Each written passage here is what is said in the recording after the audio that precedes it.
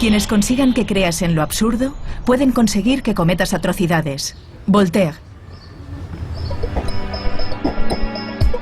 La idea de que los seres humanos son pacíficos por naturaleza y corrompidos por las instituciones modernas nos hizo soñar durante mucho tiempo con un pasado idílico. Pero los científicos sociales nos llaman al desengaño. No todo tiempo pasado fue mejor, sino todo lo contrario. En este capítulo de Redes, el profesor de psicología de la Universidad de Harvard, Steven Pinker, le explica a Edouard Punset que las sociedades de nuestros antepasados fueron enormemente más crueles y violentas que las de la actualidad.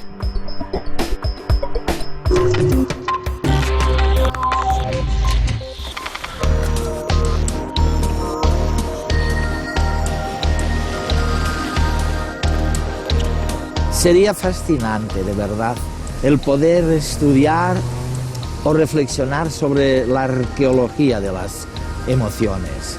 Saber si antes éramos mucho más violentos y crueles de lo que somos ahora. Hay contados científicos que han investigado este tema. Resulta que Steven Pinker, el gran psicólogo de aquí, de Harvard, desde la facultad de Harvard, desde donde estamos hablando, ha profundizado en aquel estudio. Su conclusión es sorprendente, pero irrebatible. Estamos caminando hacia sociedades con unos índices de violencia cada vez menores y unos índices de altruismo y de solidaridad cada vez mayores. Sabes, mis mejores amigos, incluso aquellos que son científicos, siempre me habían dicho, bueno, Eduardo, ya sabes, lo malo apareció hace 10.000 años, cuando empezó la agricultura, cuando elegimos un modo de vida sedentario,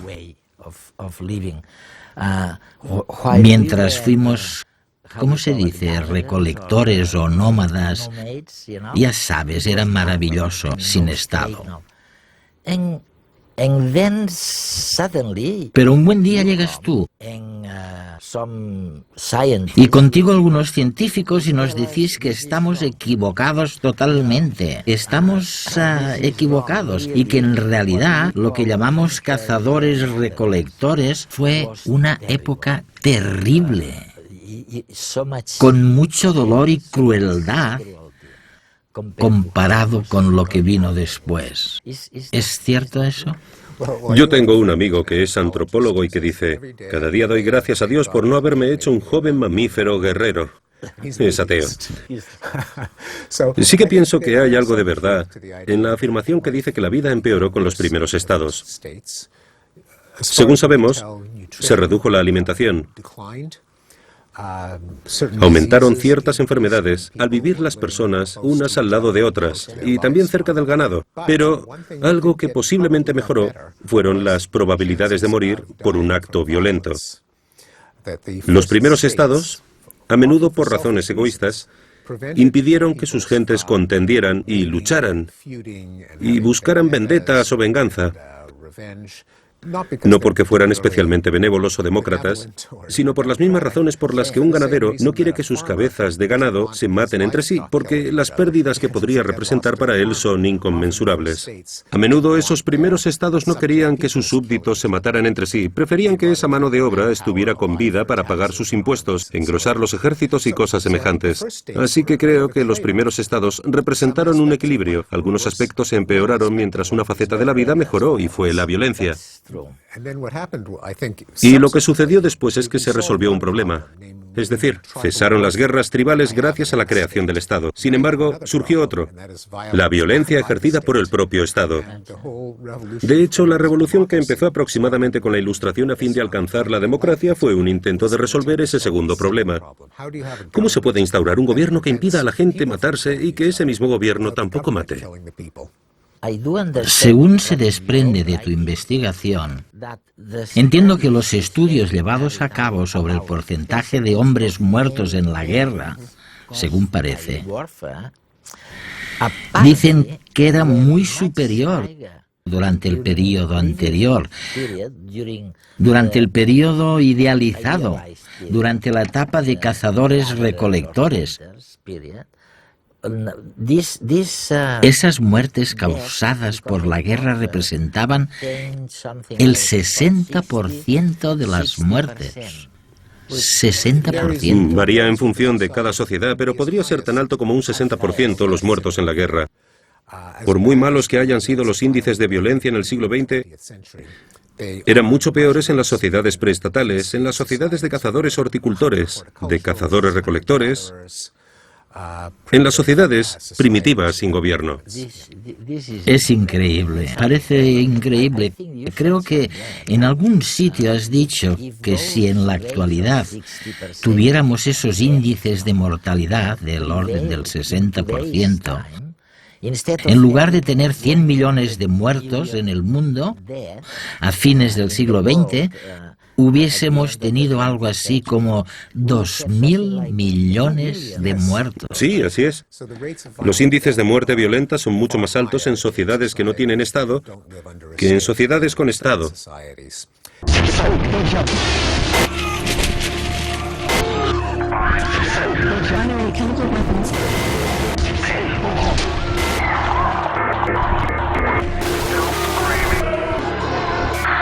Cuesta creer que vivimos en la época más segura y pacífica de toda la historia. Intentemos situarnos. ¿Cuál es la época más pacífica de toda la historia? La prehistoria. Sí. Pues como no sé la prehistoria, porque de la prehistoria aquí no hemos parado. La última fue 50 millones de muertos, última guerra mundial, o sea que... Pues yo pienso que después de la Segunda Guerra Mundial, hasta los años 90, tivemos una relativa paz, ¿no? Pues ahorita creo que no es tan seguro. Yo creo que siempre ha habido guerra, siempre ha habido. No lo sé. El hombre siempre tiene tendencias a ser violento, pero se va mejorando. En este gráfico de la Europa de 1880, las zonas de color indican dónde había más de 5 asesinatos por cada 100.000 habitantes al año. Con el pasar de los años podemos apreciar una clara tendencia a la baja en el número de homicidios. Este mismo proceso se da a escala mundial. El porcentaje de muertos en las guerras actuales es mucho menor que en cualquier época pasada. En las sociedades en las que todavía no existía el Estado, por ejemplo, los muertos en guerras podían llegar hasta el 60% de la población. A pesar de que la Segunda Guerra Mundial fue una de las guerras más sanguinarias que hemos visto, está bastante por debajo del porcentaje de muertos que hubo en la caída del Imperio Romano o la invasión mongola de Genghis Khan. El porcentaje de muertos causado por la invasión del emperador mongol en aquel momento equivale, en la actualidad, a 278 millones de personas, casi todos los habitantes de Europa. A lo largo de la historia hemos vivido un proceso de pacificación. En los estados democráticos, los conflictos se resuelven mediante leyes y normas consensuadas que suelen aplicarse también a nivel internacional. Por ello no solemos ver guerras entre países democráticos, ya que se basan en los mismos principios y se deben a sus ciudadanos, las principales víctimas de las guerras. Mediante el comercio pasamos a estar interrelacionados, a necesitarnos mutuamente. Si queremos que un negocio llegue a buen puerto, debemos comprender los intereses y necesidades de la otra parte. Con ello, fomentamos la empatía, el autocontrol y, consecuentemente, reducimos la agresión. El individualismo es una corriente filosófica que defiende la dignidad humana de todas las personas. Facilitó que cualquier tipo de agresión física o mental hacia los demás pasara a ser mal vista y punible. La educación y la razón son un antídoto contra las supersticiones. Durante gran parte de la historia y en multitud de sociedades tribales, las leyes y normas de conducta se basaron en mitos y supersticiones religiosas. Esto puede llevarnos a cometer barbaridades justificadas en ideas dogmáticas. El cosmopolitanismo y la globalización nos acercan a personas de otras culturas y costumbres y nos permiten sentir mayor comprensión y empatía hacia ellas. Con el tiempo, acabamos incluyéndolas en nuestro círculo de pertenencia. Se ha demostrado que los miembros de un mismo grupo tienden a colaborar entre sí, a solucionar los conflictos de forma menos violenta que con individuos de otros grupos y a perdonarse con mayor facilidad. Por eso el cosmopolitanismo ejerce una fuerza pacificadora.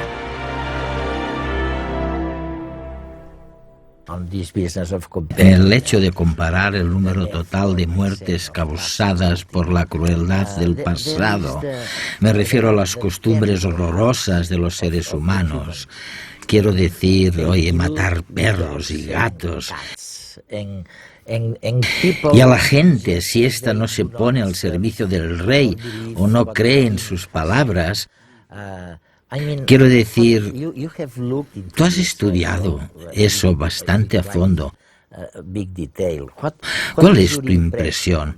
¿Está cambiando algo? ¿O es que somos lo que éramos antes? La aceptación de la violencia en la vida cotidiana, especialmente en Occidente, pero se podría decir que en el mundo entero, ha ido reduciéndose en muchos aspectos. Una de las que has mencionado son los deportes sanguinarios. En la Francia del siglo XV, una forma típica de entretenimiento público era meter un gato dentro de una hoguera y ver cómo el gato maullaba, gritaba y luchaba hasta convertirse en carbón. Los reyes, las reinas, la gente llevaba a sus hijos a verlo y se consideraba una forma de entretenimiento. O la lucha contra el oso, ver cómo un oso y un perro se peleaban hasta la muerte. No han desaparecido, todavía existen las peleas de gallos, pero ha ido decayendo cada vez más. Otro ejemplo sería la pena de muerte. En Inglaterra solía haber 400 delitos castigados penalmente con la pena de muerte. Actualmente, en la mayoría de los países europeos no existe, solo en algunos ante el delito de alta traición. Los Estados Unidos son una excepción. Todavía existe la pena de muerte en ese país, aunque incluso en los Estados Unidos la tendencia ha sido decreciente y cada vez menos delitos se castigan con la muerte. Antes se solía aplicar la pena de muerte en ese país en caso de robo de un caballo, falsificación, ante una lista muy larga de delitos no violentos. Ahora, solo en caso de asesinato y aún así únicamente en poco más de la mitad de los estados. Si pensamos en los índices de homicidio, no de aquellos que han muerto en guerras o a causa de la guerra, sino en el índice de homicidios, cuando nos fijamos en el pasado, también resulta asombrosamente alto. Mi pregunta sería la siguiente: ¿por qué demonios hemos ignorado totalmente esas cifras? En parte es porque siempre hay cosas que nos lo recuerdan y que decidimos ignorar. Si leemos el Antiguo Testamento, es horripilante el número de genocidios, crueldades, mutilaciones, torturas, abusos a mujeres, pero tendemos a verlo como un objeto, como un talismán, como un objeto sagrado. No lo leemos con demasiada atención. Sabemos, por los relatos medievales, que si ibas por un camino, podías ser asesinado por un salteador de caminos. Sabemos que las ciudades eran amuralladas para estar a salvo de las personas violentas. Sabemos por los cuentos de Grimm que había todo tipo de torturas y de niños abandonados y madrastras crueles. Sin embargo, creo que solo empezamos a tenerlo en cuenta cuando los investigadores sociales decidieron cuantificarlo. Eso es. La mayor parte de nuestra cultura pública, el periodismo, las universidades, es muy cualitativa, basada en anécdotas. Y solo recientemente ha empezado a cuantificarse. Y cuando te pones a ello, implica mucho trabajo, sobre todo cuando te refieres a periodos del pasado en los que no había ordenadores ni personas encargadas de elaborar estadísticas. Hubo muchos estudiosos entregados que tuvieron que acudir a los antiguos ayuntamientos y contar el número de fallecidos durante los siglos XIV y XV, pero gracias a su trabajo podemos plasmar las curvas en un gráfico y comprobar cómo ha decrecido el número de homicidios. Cuando uno ve un gráfico como ese, no puede ignorarlo. Sí, está claro. Probablemente, creo que es algo que mencionas en algún lugar, probablemente nuestro sentimiento de culpa hacia los nativos también tuvo mucho que ver. Ese es el elemento moralista. Es obvio que los europeos hicieron cosas horribles con las poblaciones autóctonas de África, Norteamérica, Así que si dices que eran violentos con ellos mismos, parece que estás intentando pasar por alto la culpabilidad de los colonizadores europeos. Parece que lo políticamente correcto es describir a las poblaciones autóctonas como pueblos que convivían en paz hasta que llegaron los europeos. Yo pienso que ambas cosas son posibles. Es cierto que los europeos hicieron cosas horribles con los nativos, pero los nativos también se hacían cosas horribles unos a otros. ¿Cómo es posible que todo un país aprobara y apoyara la causa nazi y que figuras como Hitler llegaran al poder? Un experimento sociológico realizado por Michael Macy, de la Universidad de Cornell, nos puede ayudar a entenderlo. Se dio a probar 3 copas de un mismo vino a un grupo de voluntarios. Lo que ellos no sabían es que a una de las 3 copas se le añadía un chorro de vinagre y las otras 2 eran exactamente iguales. Luego, un experto sommelier con una gran experiencia en la cata de vinos afirmó falsamente, puesto que estaba compinchado con los experimentadores, que las 3 copas sabían distinto y que la vinagrada era la segunda mejor. Ante esta situación y al tener que expresar en público su opinión, la mayoría de los participantes no se atrevió a contradecir la opinión del experto, aunque en verdad la mayoría de ellos notaron un sabor desagradable en la copa vinagrada. Pero no se aventuraron a decirlo abiertamente.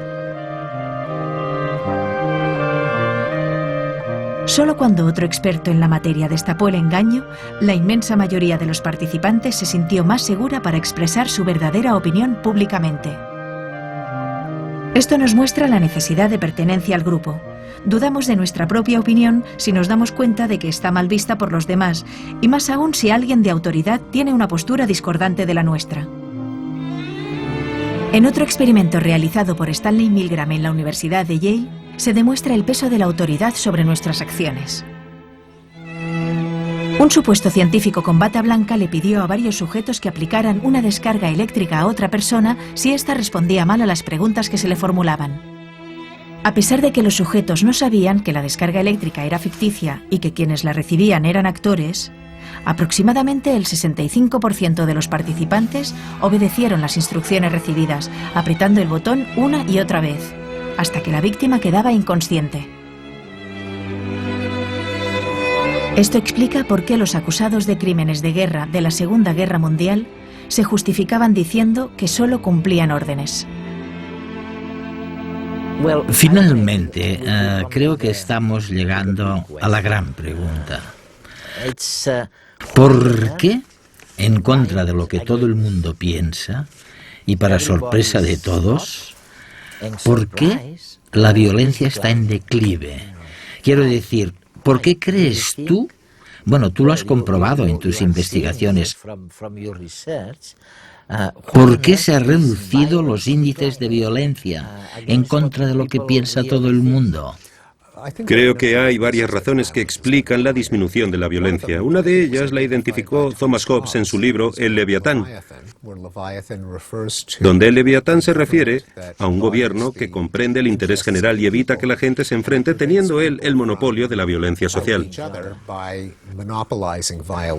Ahora bien, vuelve a introducir el problema de la violencia ejercida por el propio gobierno contra sus ciudadanos. Pero si existe un control democrático del gobierno, creo que la presencia del mismo claramente reduce el riesgo de violencia entre los ciudadanos. Creo que una segunda explicación es la extensión de la empatía. A medida que la gente se vuelve más cosmopolita, porque viaja más, lee más sobre la vida de otras personas, tiene más práctica a la hora de colocarse en la situación de otros, gracias a la historia, el periodismo, la literatura. La vida social. Sí, la vida social. Resulta más difícil deshumanizar al prójimo porque piensas que podría ser tú mismo. Tiendes menos a tratarlo como si fuera un objeto inanimado. Pienso que una tercera razón es la reciprocidad. Las redes han creado un comercio, un intercambio donde la otra persona se convierte en más valiosa viva que muerta. En lugar de matarla y robarle sus posesiones, a veces sale más barato comprárselas. ¿Por qué Estados Unidos y China no entran en guerra? No podemos declararle la guerra a China porque fabrican nuestros productos. Y China no se puede permitir una guerra contra nosotros porque le debemos demasiado dinero. Quizá no nos gusten, quizá no les gustemos. Pero debido a la globalización de las economías, estamos tan unidos que atacarlos sería como atacarnos a nosotros mismos. Y me parece que una cuarta causa es la expansión de la razón a través de la alfabetización, de la educación. Intentamos pensar en lo que funciona y en lo que no. Nos miramos a nosotros mismos y nos decimos, deseo defender el honor de mi país, pero ¿es moralmente defendible? ¿O es que simplemente me ha llegado la testosterona al cerebro y quiere que me convierta en el macho alfa? Somos más conscientes de nosotros mismos y me parece que esa tendencia conduce a una atenuación de la violencia. Hay algo que ya sé que quizás es imposible contestar, pero si hay alguien que algo sabe al respecto, esa persona eres tú, Steve. Me refiero al concepto de modernidad. Quiero decir, aceptamos la erosión de la familia, lo llamamos ahora, creo, deconstrucción familiar, ¿no? O algo así. Sí.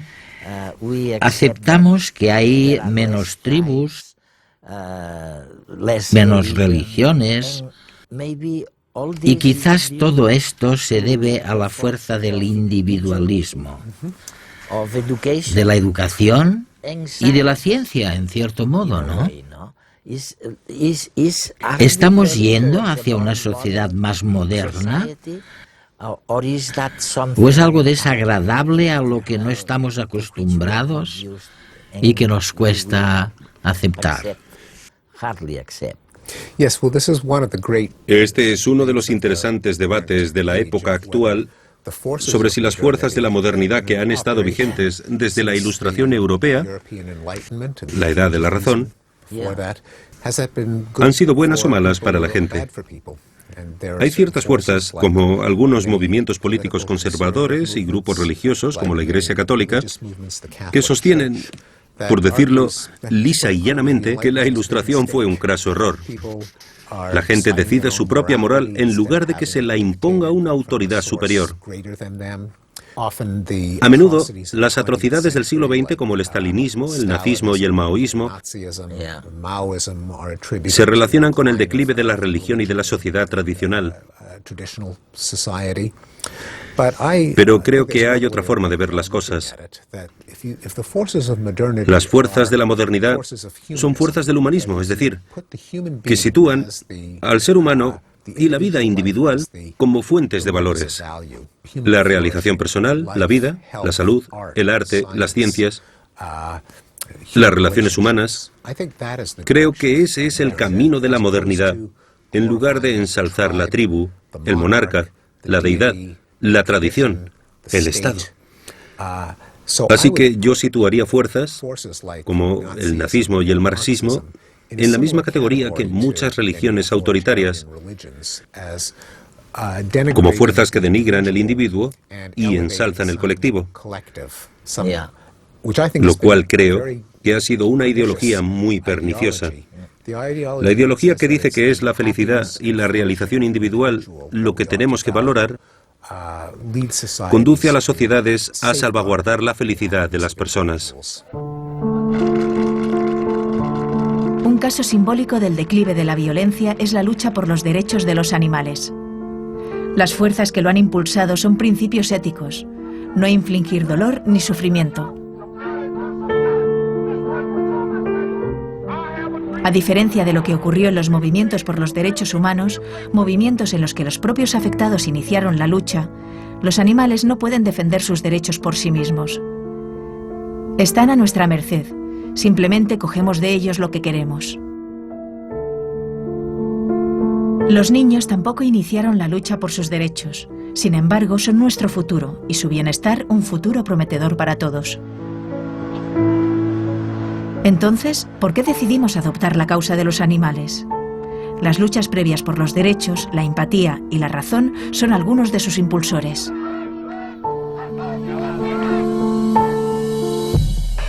Las regulaciones para trabajar con animales en los laboratorios cada vez son más estrictas.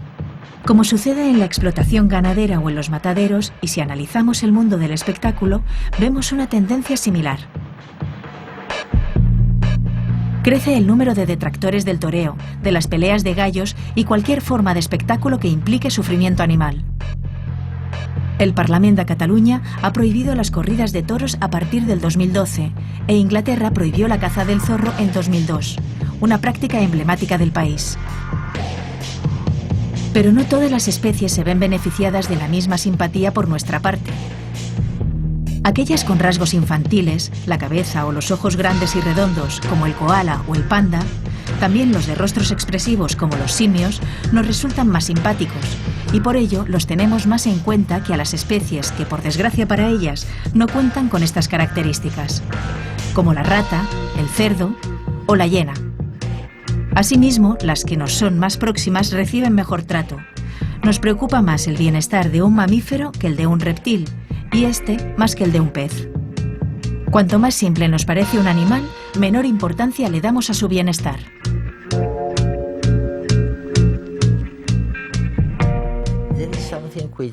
Hay algo que me preocupa. Cuando hablamos del Estado o del papel del Estado en relación con la violencia, creo que lo que más o menos se desprende de lo que estás diciendo, y comparto tu opinión, por supuesto, es que si existe un Estado al que puedes recurrir, habrá menos violencia entre la gente. Ok, de acuerdo, esto es verdad. Ahora bien, ¿qué más podemos hacer para que disminuya la violencia? Quiero decir, mediante la educación. Creo que con la educación, por supuesto, y me parece que hay datos que demuestran que en condiciones de igualdad, un mayor nivel educativo redunda en menor violencia. Un mayor nivel educativo pone de relieve que la sociedad está más dispuesta a apoyar la democracia. Cuanto más formada está la gente, menos tiende a recurrir a la violencia. Cuanto más formada está la gente, menos defiende los castigos basados en la superstición y las intolerancias religiosas. Así que en general, creo que se puede demostrar que la educación es una fuerza pacificadora. Pero también pienso que la interdependencia económica en general, no siempre, pero en general, promueve la paz. Si necesitas al otro para sobrevivir, por motivos egoístas protegerás sus intereses y viceversa.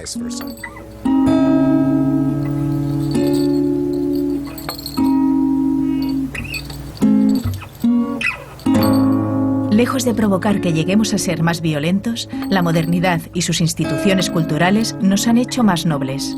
Steven Pinker.